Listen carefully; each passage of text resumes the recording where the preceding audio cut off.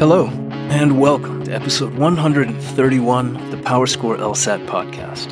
This is John Dinning in Los Angeles. And this is Dave Kaloran in rainy Napa Valley. I love that you give a weather report each time. Sunny, rainy, smoky, on fire. My dad. How's the weather up there? It's rainy today. It's been pouring rain, which is unseasonable here. And it feels like after 90-degree days for a few that we've returned to this, this wintry state that I dislike intensely. So I'm hoping this ends soon. We can get on to summertime. Well, let me give one upside to a wintry type of day. It's a good day to stay inside and record a podcast and pour a stiff drink. So, how'd you do? What are you drinking? This will surprise you. I am drinking an old-fashioned. Get out of here. Did you lose a bet? What happened? No, I didn't. It's a stunning reversal. Actually, last week I went over to my neighbor's house who was making elk burgers of all things. That was a new one on me. I don't know if I'll have another in the future, but it was interesting. He lives in Montana for a good part of the year, and he's a very big outdoorsman, and he had a pitcher of old fashions, and I was like, I'll try one. It's been ages. And I have to say that I enjoyed it a fair bit. So I was like, that's the next podcast drink. So there you go. Nice. Look at me finally rubbing off on you. I don't think it was you. It was more him and elk burgers, all the manly man kind of vibes going around there. Oh, if it was manly vibes, then it definitely wasn't me. I've gone a slightly different direction, although somewhat predictable. Getting an early jump on the Cinco de Mayo holiday coming up here on Friday, I guess. Recording this on a Wednesday, so I'm a couple days early. I still had a bit of mezcal from the last time I was down in Mexico for Day of the Dead last year. So I've poured myself a splash of that. A healthy splash of that. I'm glad you reminded me that Cinco de Mayo is coming up. Always a nice holiday, although I have to say in Napa Valley, they don't do a whole lot for it, unfortunately. Elk tacos. I hope to never have those. Well, there you go. So far, I'm proud of you. You also picked the song. Let's see if I stay proud of you. What are we listening to? You should. This is one of my favorite current bands. It is a band called Saint Motel, and the song is Ace in the Hole from a few years back, but they're actually out on tour, or just were out on tour, and they haven't come to San Francisco. They're an LA-based band. I'm sure they'll come at some point later this fall, and I'll go see them. But this song is about really taking your last best shot. And the story in the song is it's in a bar. This girl he thinks is attractive is leaving, so it's like it's time for your ace in the hole. But I thought that was particularly apropos for our discussion tonight, which is about law school scholarships and reconsideration, really renegotiation, and talking about different tips about how to make that process happen and be successful in that process. So it's time for the ace in the hole approach. I like it. Something of a Hail Mary. A particularly important episode this time of year. I think the potency of this is really going to hit home for people as they find themselves in this kind of like April, May, June stretch where this really does apply. So, yeah, hopefully this registers well with people. Before we get into the money talk, though, what's up in the LSAT world? What's been going on? Well, John, it was score release today. It was. Yeah, for the April LSAT. Trust me, I know. Yeah, I know you know. I think you probably got more messages this time around than I did. I got a fair number, but it's April, so it's a little bit less than what we'll see in August and September and so forth. But things seem to go pretty well. I didn't hear any, disaster stories. It was all pretty positive. Most people seemed to feel pretty good about it. How was your morning? Yeah, my feedback was great. In fact, a guy who was in one of my classes, I'll keep him anonymous, but give him a shout out. He'll know who he is. He was in one of my classes that I taught last year, the class I taught last year around September or so. Gave me an update finally. I've been waiting for this guy to take the test because I knew his potential was there. His first diagnostic was a 140. In April, he pulled a 169. So he went up 29 points from where he started. That's awesome. Yeah, and he sent me a very, very lovely email this morning. Quite proud of him. He's going to be one of these guys listening to this today thinking about scholarships for sure. He's just opened a tremendous number of financial doors for himself. So, well, that's credit to him, certainly. Also credit to you since you taught the class, but 29 points is no joke. That's a life-changing difference there. So my hat's off to both of you on working together to achieve that. And honestly, a day like today is always, I love score release day because you just get so many awesome messages. You know, so many people are so generous and so nice with their time to be like, thank you for helping. And, you know, I used this and it helped. It's incredibly gratifying. Yeah. Honestly, I really love what we do and what I do, but it makes it that much sweeter when you get messages like that and you feel like you really help people as they move forward in their lives. And that's why we do this, is to, you know, make better outcomes, try to improve people's future. So today is often the payoff for that. And so I really enjoy days like this. Yeah, it's been gratifying is the word I was thinking of as well. It quantifies the things that we do in ways that's not always easy to do.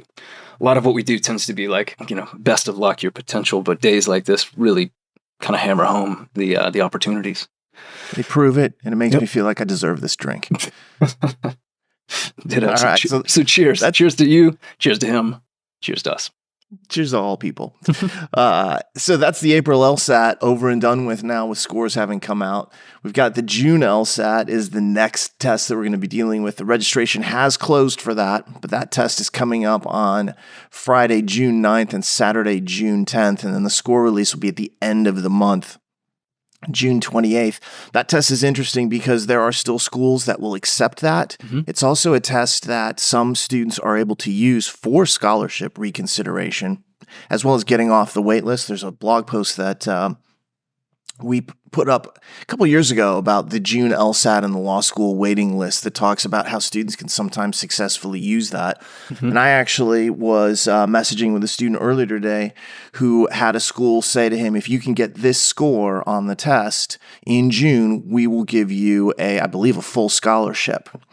And it was an 8-point increase from where he was. And if he's listening, he'll know who he is. But I thought that was such an interesting anecdote to kind of like pass along. Like, here's where I'm at. This is what they're telling me.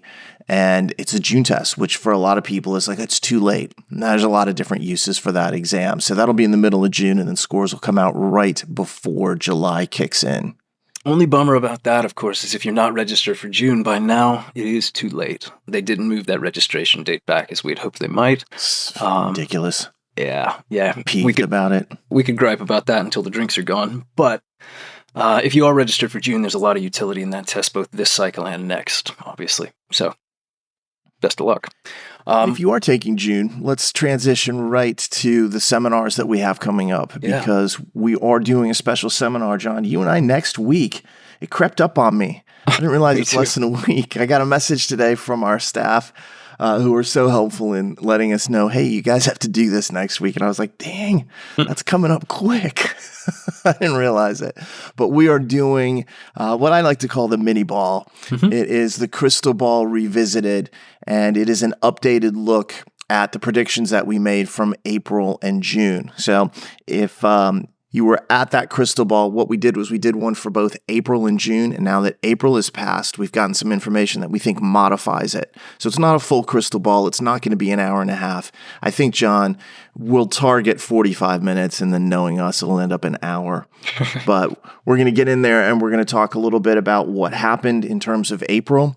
And we're going to make some different sets of predictions. We've changed the problem sets for June in response to some of the things that happened, because several of the tests that we predicted that they would use, they did in April. And that means they're off the table. And there was enough of a change that we felt, hey, let's go back in there and make some alterations. And you and I, thankfully, have already done all that legwork. We did that in the last few weeks, looked at those new tests that we think are most likely, selected new problem sets that reflect that. The one thing I will say is this is a one-night only event. We are going to do it one night free to the public, and then thereafter it will not be widely available. It'll only be available to our students. So you have to be a PowerScore student of some sort to access that. We'll still keep the April-June one up, which will have all the likelihoods of different question types, game types, all that kind of stuff. But this is the one that'll actually be the special problem sets for that. So if you can't make it that night, we hope that you're a student of ours, so you'll be able to review that afterwards. But it is still free, and it is still available to all people in the public. It's just not going to be posted on our website thereafter. Yeah, and that's May 9th, which is next Tuesday, 8 p.m. Eastern is kickoff for that. It's up on our site. You can go and register for it. powerscore.com/free seminars. You'll see it there, along with a couple of others. The next night, next Wednesday, the 10th, there's an advanced conditional reasoning webinar, which is pretty cool. Then a couple of weeks after that, on the 23rd, there is a common flaws webinar. So both of those really directed towards logical reasoning.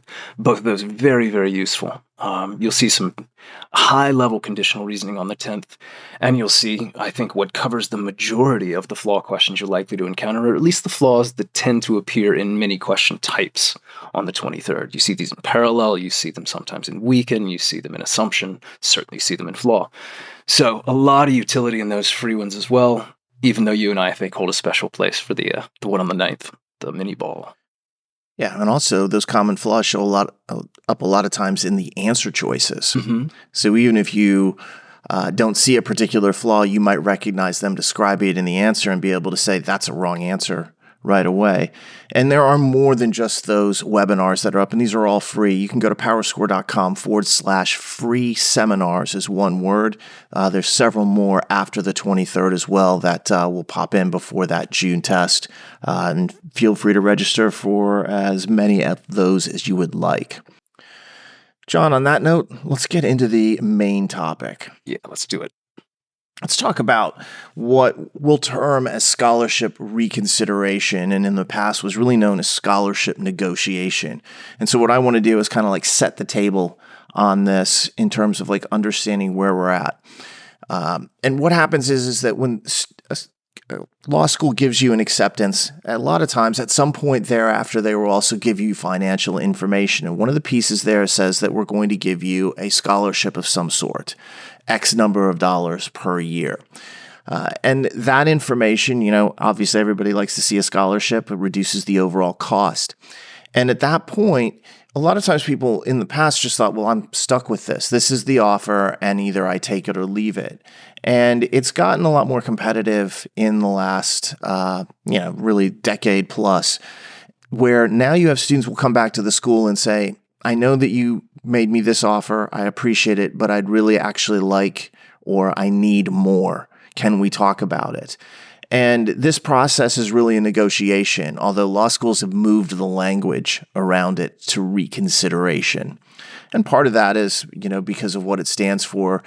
Negotiation is really very kind of adversarial, whereas reconsideration sounds a little bit more collaborative. Mm-hmm. So as you go through that process, if you're sitting there with a school and you have information about this is what I've been offered and you're trying to make the best financial deal for yourself, we want to talk about some of the steps that you can actually take while you're going through that process to have a better outcome and hopefully a more financially rewarding outcome. And part of the reason that's important is because oftentimes you're weighing different offers. And sometimes you're sharing those offers with the schools to be able to say, well, this school is offering me this. Is there a way you can match that? And so forth. And one of the things I'll say, John, is that in kind of putting this episode together, we have drawn on the PowerScore Spivey Consulting Law School Admissions Bible. Yeah. To some extent. I wouldn't say that the entire episode is from that book. And that's partially because I didn't want to just cannibalize it for this. But in kind of reviewing that chapter before we sat down today, I was reminded of how good the information in that book is and how it can really shape the kind of choices that you make. So if you don't have what we call the LSAB, the Law School Admissions Bible, it is chock full of great information. So especially if you're just starting out in the process, that is a really great guide for how to shape your application and have the greatest success possible.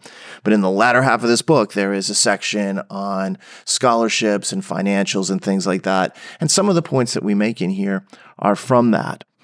And in addition, since I met up with the Spivey crew, it doesn't seem like it was that long ago. Was it 2 weeks ago? 2 weeks ago, I think, yeah. Yeah, I was able to talk to them a little bit about it, especially Derek Meeker, who is one of their main consultants and is just an all-around awesome guy. Yeah, I love that dude. He's a great guy. And he and I had talked about this previously, and then I got to finally meet him in person, which was the highlight for me of that night, is just being able to chat with him. And I will say, John, that I promised him that when I come down to LA, all three of us will get together.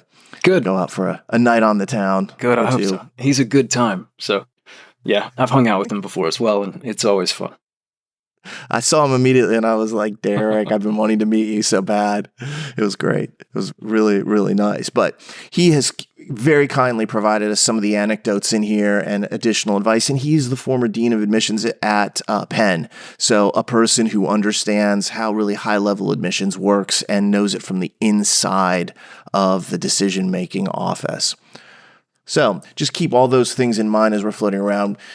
You know, you and I, John, have worked with students for years on this. I think we know a fair bit about it, but it is always good to pull in other experts who are doing it on a daily basis as well. So a lot of the Spivey work is going to figure into this. So I want to give them full credit in this whole discussion. Yeah, and honestly, the discussion, the situation is a bit fluid. It changes year to year. You mentioned the competitiveness and how that's kind of evolved over the last, I think you said, decade or so. Certainly, it's evolved over the last 2 to 3 to 4 years as score bubbles have happened, and applicant numbers have varied up and down, mostly up. So this is a very timely discussion, obviously, not only for this particular cycle in terms of the year where we are, but I think it's also a timely discussion in terms of just taking into account, and Meeker helps with this, how it is that the current cycle is playing out. So we'll certainly factor that in as well. Yeah, and as you rightly note, each cycle is different. Mm-hmm. So one cycle might have really easy consideration process and a lot of availability of extra dollars, and the next cycle may not. That's right. And it's all about what students do around you. This is where you are truly in a pool, in a group of people, and it is not just an isolation. And neither are the schools. The schools are often looking at other offers that, are being conveyed to them and thinking, well, do we want to match that? Do we care to match that? And, one of the pieces of advice that I always gave students was you have to, when you start talking about scholarship offers, you have to be really careful with that, because sometimes you're comparing apples and oranges and the school just will ignore that. Other times you're comparing two schools that really do compete head to head, and then they're very interested and maybe they will match that just to kind of get that leg up there. So we'll get a little bit more into that. But I want to start off really with what I think is a very important piece of information to understand this, because a lot of students come into this whole process and they're like, all right, I got to get the best of this. And I understand that mindset. This is money. This is, bottom line dollars and cents. But one of the things is they'll come in and they'll say, I want to negotiate with you as the school. And as I said, that used to be the language years ago, and it has really changed. And Derek was saying something to me along the lines of schools don't consider this a negotiation, and they don't want you to refer it to it that way. So what you're really asking for is to say, hey, I appreciate what you offered me. Can we reconsider it? And I'm going to give you some information that I hope helps you understand that reconsideration request. And you might think, well, that's a small point, but it really isn't, because you have to use the language of the game. Mm-hmm. You start talking about baseball and you're like, that was a great looking touchdown. It's yeah, come on, man. You immediately put yourself out as a novice and somebody who might lose credibility, especially in the baseball example there. So use the right language on this. But also, one of the things that we talked about in the Law School Admissions Bible is that thinking about it as a negotiation frames it in your mind as something where it's you've got to win. And really what you want to think about is you want to have it be so that everybody comes out in a really positive way. Everybody gets a little bit of what they want. And that leads to the second point, which is don't make it adversarial. Right. If you treat the law school like an adversary and the admission staff like an adversary, it will come through in the way you talk to them, the way that you write to them. And it is super easy to see it that way, because you're they have what I want to get it from them. It feels like capture the flag. I've got to get in there and take it. But honestly, if you think about it, they accepted you. They offered you money. They're saying, we really want you to come here. And by the way, if they didn't offer you money, you can still ask for reconsideration of that. Sure. This isn't just people who got money. Reconsider $0. Yeah, of course you can do that. Your scholarship offer was $0. I would like something, please. That's a reasonable ask. We'll talk a little bit more about how to ask about it. But they want you to attend. When they accepted you, a law school doesn't expect to get 100% matriculation on the offers, but aside from the housing and the class size issues, they would be overjoyed to see a high matriculation rate, because that means that they're getting a bunch of people who they thought qualified for their school and who were willing to pay for the school and commit to it. So that us versus them mindset is one of those things that you should probably divorce yourself of as you kind of enter this. Yeah, it's much more collaborative. It's almost that rarest of things, like a compromise where both sides feel good about the outcome. That's kind of how I see this, is like, let's work together to find a solution, to find a dollar amount, really, where we're both comfortable with it. I can say yes to you, and you don't feel bad about the money you're giving me. Mm-hmm. And honestly, I think sometimes people feel like the law school's hiding the ball. Right. They have more money and they could give it to you. And maybe that's a situation where, because of the numbers that you have or the application, they don't feel it's warranted.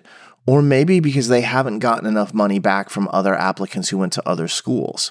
They don't have the money yet. They may have it later, which is an interesting point that we'll come back to. But it's one of these things where a lot of times they're like, you have it, you could give it to me. They might not at that moment, or they may not simply feel that you qualify and they're trying to let you down very easily. I'm not defending the choices that they make. I'm just explaining really some of the things that they choose to do here. But, when in the law school admission Bible, they make a fantastic point, which is that when you're applying to law schools, you really are at their mercy. The schools have all the power. They're the ones who are saying, thumbs up or thumbs down. It's very much like Roman emperor style with gladiators. Like, you're in and thumbs up. But at the moment that happens, all the power shifts, because now they've made their decision, and now you're the student. You're the one that gives them the thumbs up or the thumbs down. And so that is a real kind of like game changer. At that point, the school is trying to work for you, trying to get you to actually attend. Some students don't really wear that power very well. They know that they're in the position of choice. They're like, well, I've got 4 top 14 schools I'm choosing from. And that really leads us to the third point here, John, which is it is really easy to start being demanding or pushy or really just a flat out jerk in this process. Don't do it. Yeah. You'd like to think this one goes without saying, but sadly, people get hostile a lot of times when it comes to this. As though that's going to be the way. Yeah, I mean, that will lead to hostilities. But as though that would be the way to win the school's favor, or to somehow like court them to your position, is to treat them badly, to be rude, demanding, or come in with some sort of attitude like you're better than what they think you are. Mm-hmm. And I think, this is one of the points when I was talking to Derek about this. He actually talked about how when admitted students or their parents actually, so anybody associated with you can be a problem if they weren't nice. He was like, we always track that stuff. The old classic of like, you call up the secretary and you scream at the secretary and then you get the decision making you act nice. That will get you in trouble, because the secretary will walk back and say, that person was a jerk. And really, law schools look at this as, we want you to come here, but also we want you to come here and be a member of the community that we enjoy seeing, that we like working with. If you're already screaming at people that you don't think are important, which is a trait that I absolutely loathe in people, you're telling us something about what 3 years of working with you, of being a fellow student, would be like. It's the old classic, like people who yell at waiters. At waiters, yep. I hate those people. They irritate me to no end. There's just no reason. They're not your enemy. Sorry that your food came out a little cold, It's the same thing here. Sorry that they didn't give you X dollars when you wanted more than that, or whatever the case may be. So, as a first offer, yeah. Yeah. If you really want to go nuclear on somebody, don't do it right away. That's one of my life, rules, is always save the nuclear option till much, much later, when you absolutely have to do it, and hope that you never have to. And with law schools, it's very rare that you'd have to, unless you're like, look, there's no way I can go to your school unless we get to $35,000 a year. I love to go. But even then, you're still being nice. Right. They're not going to give it to you if you're screaming at them. So attitude matters, and that's a really important thing. Yeah, who are they going to give more money to? The person they want to spend time with, the person that treats them well, seems respectful, seems like they'd be an asset as part of the community, or the person who's been, like you said, hostile from the beginning? The money's going to go to the nice guy. Be the nice guy. I've said this before on other podcasts that we've done when we've talked about admissions. I have watched students walk in with a 180, 4.0. And this is, a few years back when those numbers were so powerful, you should get in everywhere, pre-pandemic, kind of score bubble. And because their application had so much rudeness and arrogance and attitude, they had really poor results in their admissions, certainly well out of line with their numbers. And that's because I read an application and I'm like, do I like this person or not? And if the answer is a resounding no, why would I admit them and subject myself to 3 more years of that attitude? So be nice. You don't have to be fawning. It's not like you have to be like, you're the most fantastic admissions office I've ever spoken to. We don't have to go that far, but respectful, kind, polite makes a big difference, as does the next point, which is that you have to be really careful to kind of like start asking for money and going through this process if you don't know anybody or know much about the school. A lot of times with students, they don't really interact with the admissions office very much. And then here they are in an uncomfortable position of saying, well, this isn't going to work and I need more money. And they don't have a starting point. And so this is more of a long-term play. But what I would say is that you need to get to know people in the office first. Whether that's the person handling the financial aid, whether that's one of the, if not the dean of admissions, make a friend. Make yourself known. If you visit the school, stop by and say hello. Be friendly. If you're like, I love this place. I, can see myself here one day. They will make notes. They'll put that down. And then later on, you're like, hey, we spoke about 2 months ago when I visited. I really enjoyed it. I wanted to make a request. And then you have an entree into that particular discussion. If you send this request for reconsideration out of the blue, schools are thinking to themselves, well, we don't know you. We don't have any particular commitment to you. And the Law School Admissions Bible talks in more detail about this process than I'm going to go into here, but it is something where connections matter. You are trying to make those connections and meet people because later on it'll help open doors for you. Yeah, the way I always think about this is you're asking the school to basically invest more in you. Well, that's reciprocal. The school wants to see that you've invested in them as well. And whether that's connections that you've made or a campus visit, or just taking the time to know enough about the school, the institution, to say meaningful things as you talk to people, to really express yourself as to why that particular school is a place you'd want to be. That's the kind of thing that goes a long, long way in helping to forge the connections that, frankly, bear financial fruit when it comes down to it. That's exactly right. And when I was talking with Derek Meeker about this, he pointed out that, students have built a relationship with the school by participating in these things like Admitted Students Day and engaging with the faculty and the staff and so forth. They're way more likely to be successful in the reconsideration process because you're demonstrating interest. Mm-hmm.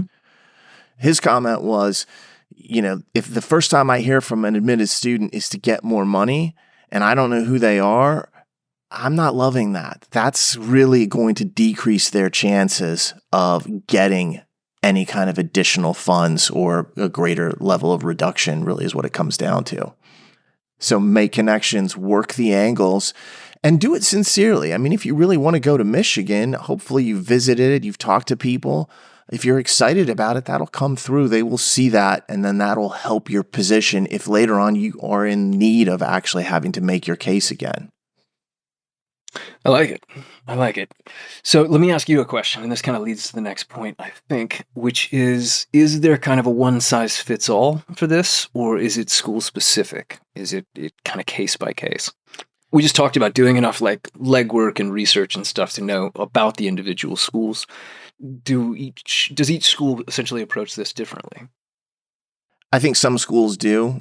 I think a lot of schools have an informal process, but there are certain schools out there, like maybe like a Chicago or a Berkeley type of school that would say, hey, if you're going to make this request, there is a process that we want you to go through. Whereas a bunch of other schools are like, hey, send us an email and we'll actually review that. So really the first rule is to understand that each school has its own process. Do some investigation of the school and their process. If they do have formal rules, follow them. Always follow the rules when you're going through these applications. Now, if they don't, then it becomes much more informal and then you're, sending an email and so forth. So I don't think that's really difficult advice to actually follow, but you're going to have to go and do some research in order to figure this out and to understand that the way one school treats it may be very different than the way another school treats it, and they will have completely different factors that they are using to balance out the decision. For one school, it might be, who else have you been accepted to and what money? For other schools, it might be like, look, it's all about our budget. They're all going to have these factors to some extent, but they may weight them differently. So you may get very different types of responses. Don't be frustrated by that. Just understand that that is very likely. And by the way, even if a school says, no, you can't ask, you can still ask. Again, just be polite, respectful, and kind of go through that particular process. Yeah, it never hurts to ask. I'm going to double down on one of the points you just made that is so seemingly, I would hope, intuitive that it's funny we have to make it. Certainly that I have to make it a second time. It's right up there with like, be nice, be polite, be courteous and respectful, which is pay close attention to any kind of directions, any kind of like protocol that these schools do put forward. Because if there are certain rules or forms or stipulations that they have, and you don't stick to those rules or you don't pay close enough attention to fill things out correctly, you instantly shoot yourself in the foot. It just shows that you weren't attentive enough about the very thing that obviously you're trying to kind of prove yourself with.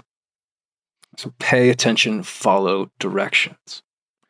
It seems like such simple advice. It does, doesn't it? But if you don't think about it beforehand and you just kind of shoot from the hip, you can shoot yourself instead.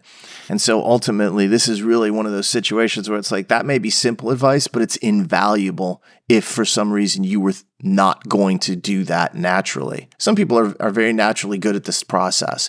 And that's one of the big issues I think that people face is this is, for many people, a one-time process. They go through the application, then they get into reconsideration. It's the only time they're ever going to do it.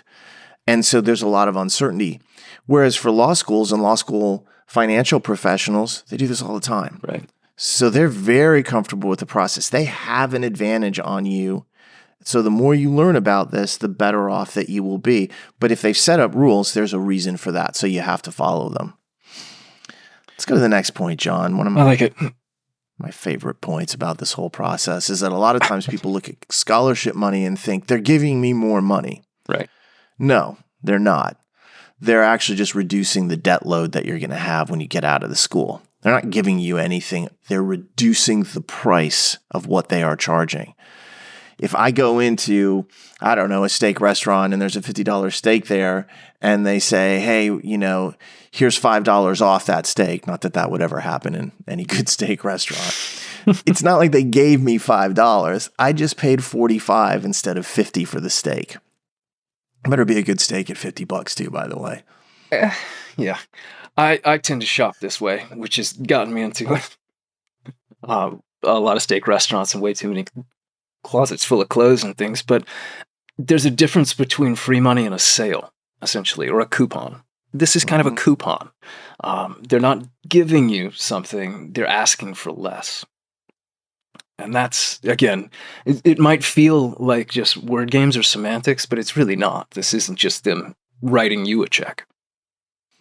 Yeah, if the cost of attending the school is $50,000 and they say, hey, we're going to give you a scholarship each year for $5,000, honestly, you haven't somehow been given that money. It's just that you now have $45,000 a year that you're going to have to finance from a debt standpoint. So never forget that process. Sometimes people feel so grateful. Hey, I got all this money. It's like, no, you didn't really get anything. You got charged less. And that's an important perspective to have on this particular process is understand what you're dealing with. I often tell students this. In fact, I just told my nephew this yesterday. He's making regular college choices. And I'm like, you need to understand that this is a purchase. There's a lot of things beyond that, but at the bottom line, you are spending this much money to get these types of experiences and outcomes. When you get to law school, the debt load that you come out with is what you paid for the education, but also the job opportunities and the employment numbers and the clerkships. That is a very crass way of looking at it, perhaps, but it's also economically 100% true and undeniable. That debt is going to get paid off one way or the other by you. So make sure that what it is you're getting from it is worth it. But it's also helpful in this process to realize they're not just handing out free money. They're just taking in a little bit less. Right. Interesting perspective switch. Yeah, I like that perspective switch, frankly, because it's easy to swoon over the idea of like, oh gosh, they've given me $10,000 more. No, they're charging you $10,000 less. Mm-hmm. Yeah, only when even when you get to the point of full ride and the stipend, maybe some kind of like, Dillard thing where they're giving you enough to cover everything. They still haven't given you any money. They've just eliminated all your expenditures except for time over the next 3 years, or at least minimized your expenditures. So even a full ride isn't real money. It's just we didn't charge you for it. Yeah, I think where you could maybe make an argument against what we're saying here is when you start to actually compare offers from schools, or compare, say, what it's going to cost to attend 2 schools that you feel are roughly equivalent in terms of opportunity at the end. Then there is comparing debt. There is this sense of savings. There is this sense of like, all right, this one actually did give me something as opposed to cost me more, cost me less. But again, it's a little bit of semantics. Oh, I get your point though. Is that the comparative aspect is important here. So let's bring that in. Let's talk about how to make the request, which will bring up the other offers that you have and allow us to kind of like address that issue as well. So first off, let's talk about you're going to ask for it. How do you go about it? Well, if there's a formal process, you follow it. If not, usually it's going to be an email that you can send informally, hopefully to somebody that you actually have personally connected to, somebody who knows your name, or at least you're not going to be completely out of the blue to them. You really want to kind of get into the idea that you want to attend the school. What a lot of schools are looking for is commitment. I mean, a couple of years ago in the pandemic, Georgetown seemed really aggressive about like, tell us that you want to come here, almost beseechingly so. Yeah, I remember that. And I commented several times. I was like, boy, they are really valuing the idea. And that was all about yield. They wanted to have clear signals from students that, hey, Georgetown is where that I as a student want to go. That's going to make a difference, because a lot of times with schools, they're not sure whether you're asking for reconsideration because you really are trying to get it over the line to attend, or whether you're trying to get more from them so you can turn around and send a message to Cornell that says, look what Georgetown gave me. So leverage in this process. Schools are aware that students will negotiate with offers to different schools. So just be aware of that. But you really want to make, it clear that you do want to attend. And hopefully the school that you're negotiating with or having reconsideration with is your top choice. You feel like I really do want to get here. And ultimately, you're having problems or reservations about debt. And there's nothing wrong with saying that. These schools all know this is expensive. This is no surprise to them. Somebody coming in and saying, I would love to attend, but I have concerns about the amount of debt I'm taking on. It seems excessive. Is there a way we can talk about this? That is the most reasonable thing in the world. And every one of those professionals would say, I understand the need to have this conversation. This is a serious life choice. So one of the things you'll have to do, though, is probably talk about the various options that you have. Different offers. And a lot of times, especially when people write me about scholarships, they're like, I got this much from this school, I got that much from this school. And I always write back and I say, that doesn't help me, because I can't recall off the top of my head all 200 law school, yearly prices, and they change every year. So the thing you want to focus on is what we call COA, cost of attendance, because it is a very different thing to attend Columbia and the costs in New York City versus, say, Durham, and where Duke is. So focus not so much on the fact that the school gave me X dollars, but how much will ultimately cost you. I remember, did I see Emory do this a few years ago? They wrote back to a student and they're like, we understand that this other school is giving you more, but the cost of attendance is going to work out to be about the same. We're comfortable with where we are. They knew that there were differences in tuition, differences in cost of living. Cost of living, yeah. Yeah, it's going to cost you more to attend Northwestern probably than it's going to cost to attend, say, Ann Arbor. May not be a huge difference, but it's somewhat. Ann Arbor is a smaller city, and there's all sorts of examples where we can make that comparison. So focus on cost of attendance, not the money. Now, you can factor the money in. I was going to be $100,000 a year. School X gave me $30,000 per year off. So my cost of attendance is $70, but at your school, it's $85. Well, now the school knows they have an incentive, especially if the two schools are relatively similar in terms of rankings, prestige, all that kind of thing, to be able to say to themselves, maybe we should make this a little bit more palatable, as opposed to this person having a $45,000 additional debt load coming out from just having gone to our school. So kind of keep that in mind. Schools use the cost of attendance. They don't focus on the scholarships at all, and don't think that the admissions committee people are unaware of these numbers. They all know them. This is their job. This is their business. They're focused on it all the time. So make sure that you focus on that total cost of attendance as it's floating around. And even think about that yourself, because that debt load difference is, again, what you are paying for what you are buying. There was a student that I was talking to who was looking at one of the New York schools and having to pay the full boat on it, the full cost. And then that person had been admitted to another T14 with a full ride. And they were legitimately conflicted about this because, of course, the full ride T14 was ranked lower, as if that matters entirely. And you think for a second, oh my God, well, that's a tough choice. Is it though?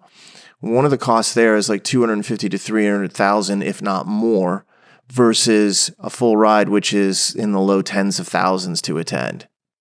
So would you pay $300,000 for the additional job opportunities at the higher ranked school? I personally wouldn't have.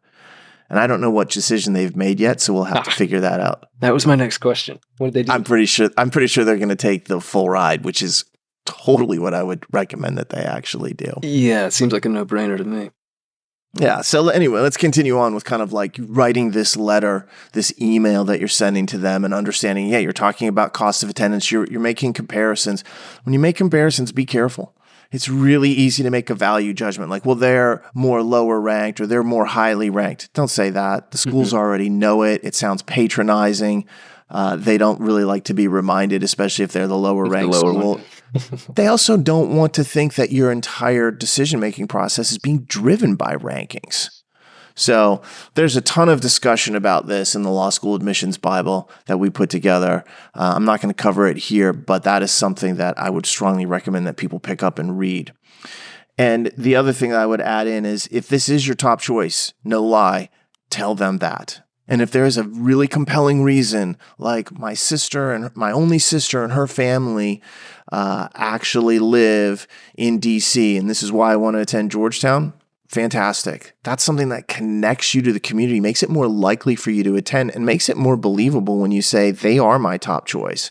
Or I want a career in politics and I want to be near Capitol Hill, that kind of thing. That would be a really compelling reason. I suppose for Georgetown, that's the kind of reason they hear all the time. But if you could come up with something like that for Berkeley or UCLA or whatever school you might be looking at, that's the thing that will resonate with them. So, and the last, and certainly not the least, is that if there is a number that you have to hit internally where you're like, look, I can't do this unless the cost is $50,000 a year or $70,000 a year, whatever it is that you've internally determined, make that clear. Yeah. Not in a demanding way, like you must hit this number for me or I'm walking, but more like I really need to hit this in order to understand, especially if you have undergraduate debt as well. There is a point where it's like you just can't keep on adding it up and adding it on.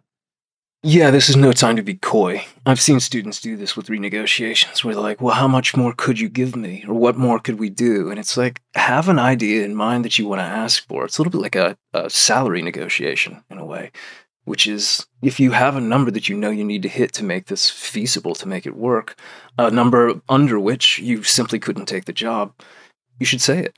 There's no reason, again, to be, mysterious or coy about that. That is exactly right. And that brings us to the last point here, John.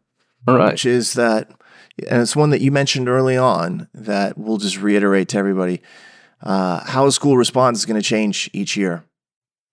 You might go in and say, all right, Arizona's doing it this way this year. The following year, it may change entirely. And that happens for a couple different reasons.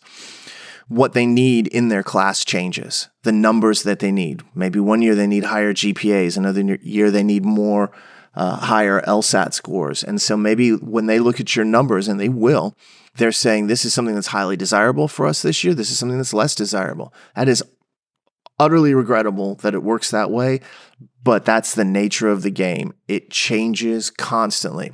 The other thing on top of that is the money that they have changes all the time. And so let's say a school is giving out, millions of dollars in scholarships to all the students that they admitted. They don't have that millions, but they're expecting that their yield rate is going to be relatively consistent. Well, let's say that it's coming back and their yield rate is higher than they expected. They're going to have less money to give to other people. But what if their yield rate is lower and they're getting fewer students to accept than they expected? Well, every time someone doesn't accept, that money goes back into the kitty. Right. And so all of a sudden they're like, well, we're a little bit low. Let's bump this offer up. And so you can see how time makes a huge difference.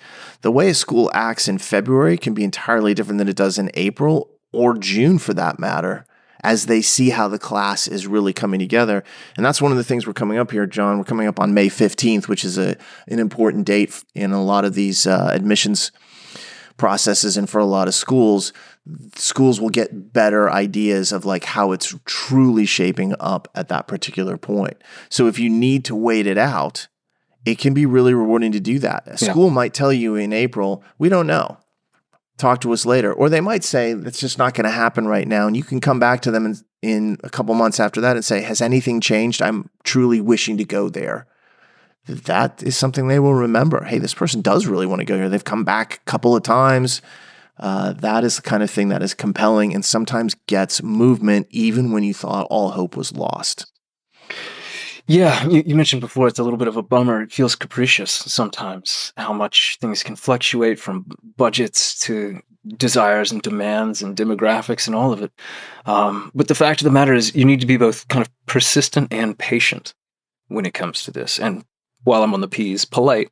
But the main thing here is recognizing that it's unique every time. Schools are unique. You're unique.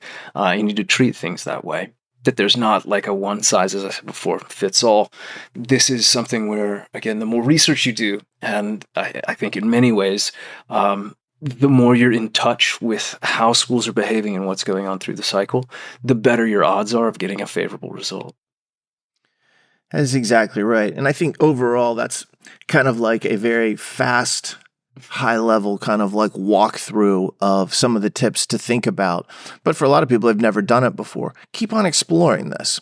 There's some resources that I think are really useful. I've already mentioned the Law School Admissions Bible that we did with Spivey Consulting, which I think is a great resource. It's available on Amazon. It's available on our site. We also did a podcast a while back, John. It's episode 53. It's called To Debt or Not to Debt. I remember it, believe it or not. Yes, and that talks about the idea of, what kind of debt is acceptable and how should you view debt kind of going forward. And I think that is actually a really good end piece with this particular episode because it says, well, maybe I can now get a really good framework. And that's one of the things I always tell students is get yourself a spreadsheet and start tracking this. Start looking at how much you're going to spend. And on top of that, go out and look at how much that's going to cost you month to month when you graduate. There are huge differences between having $30,000 in debt, $130,000, and $230,000 difference in terms of a debt load. And when you start to realize how much of the money that you would be making is going to servicing debt, it can be eye-opening. Yeah. Because it might mean you're in big law for the next decade. Or it might mean you've got more flexibility. You wanted to take that trip to Bali, now you can actually do it. Or maybe you can't if your monthly is so high. It'll tell you how much you could accept at a first job. You want to be a public defender? Okay, well, they better have a loan repayment program that's really strong. Otherwise, you might find yourself literally you won't be at poverty level, but really struggling month to month. There's been a lot of, stories like that. So you have to look at it really carefully. And I think that episode 53 is really good for that. And if it really becomes something that is challenging, get a professional on this. Get an admissions consultant. Spivey has them. We have them as well who can help you out with this process and make sure that you don't fumble it when you're right at the goal line. using another great sports analogy. I'm all over there. You really are. Baseball, touchdowns, you name it. So there's tons of resources out there, but hopefully this points everyone in the right direction and gives them some thoughts about like, okay, this isn't just another email I send off. It has to be framed and prepared properly. You've got to do some groundwork and you've got to understand their language, whether that's calling it reconsideration or knowing that you have to focus on cost of attendance.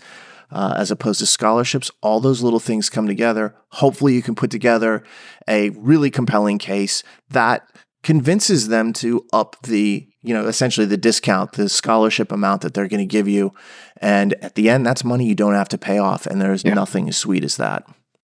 Well said. Yeah, that was actually going to be my final point, is that this whole thing can be kind of wrapped up in a bow of good news, which is you still have opportunities here, even this late in the game, even once schools have started to make certain decisions, to change the amount of money you're going to spend in your favor. So if you approach this the right way, it can be hugely financially beneficial, and that's always exciting to hear. And on that note, that's it for me. Got anything else to add? No, man, I'm done. I'm out of mezcal. It's time for refill. I drank that old fashioned, so I'm going to go drink another. But last note I'll give to everyone is May 9th. If you're taking the June LSAT, come join us for the MiniBall, or as others have called it, the Crystal Ball Revisited, for the June LSAT only. So this is just for June LSAT takers. We're going to update everything. It'll be a shorter version. Something new for John and I, which we always enjoy. We hope to see you there. And with that, if you get a chance, please subscribe to this podcast on iTunes, Spotify, YouTube, or anywhere else that you may find it. And if you've enjoyed it, please leave us a comment and a rating as well. And if you have any questions, especially for an upcoming mailbag episode that we may choose to do, you can send those to lsatpodcast@powerscore.com. On behalf of John and myself, we really appreciate you listening. We hope this helped. Have a great week, and we'll talk to you soon.